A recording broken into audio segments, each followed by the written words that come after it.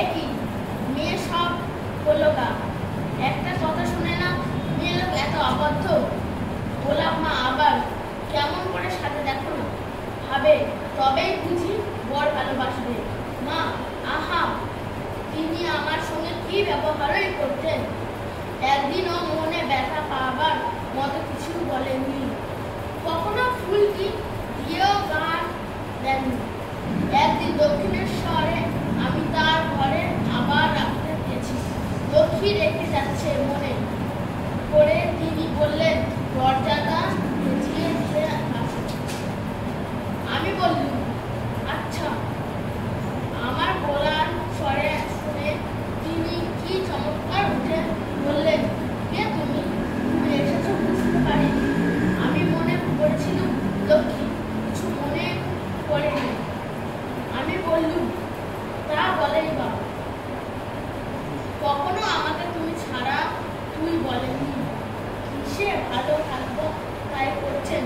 তিনি বলতেন কর্ম করতে হয়, মেয়ে লোকে ভালোবাসবে। এখানেই বা সমাপ্ত হবে। এখন পাঠ হচ্ছে Ramakrishna mission institute of culture হতে প্রকাশিত আমি বা সকলের মন, পরবর্তী অংশ।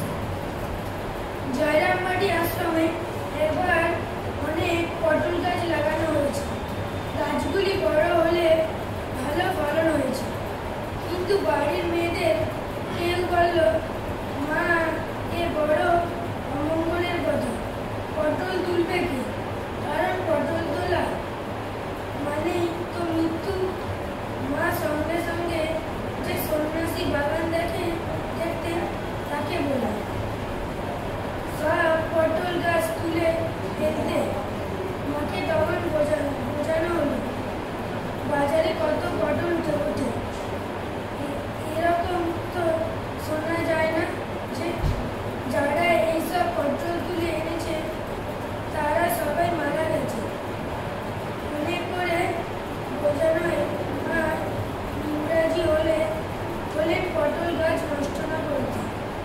কলকাতায় প্রথম যেবার মা এলেন, কলঘরে ঢুকে কল খোলা মাত্র কলের ভেতরে বাতাসের ফোঁস শব্দ হতে থাকে। মা ছুটে কলঘরের বাইরে চলে আসেন আর সবাইকে বলতে থাকে, কলের ভেতর সাপ ঢুকেছে। শুনে সকালেই হেসে উঠলেন, কারণ কলকাতায় লোকদের জানাই আছে যে কলের ভেতরে বাতাস আটকে থাকায় জল আসবার সময় ওরকম শব্দ হয়। মা কিন্তু একটিও অপ্রতিভ হলেন না, কারণ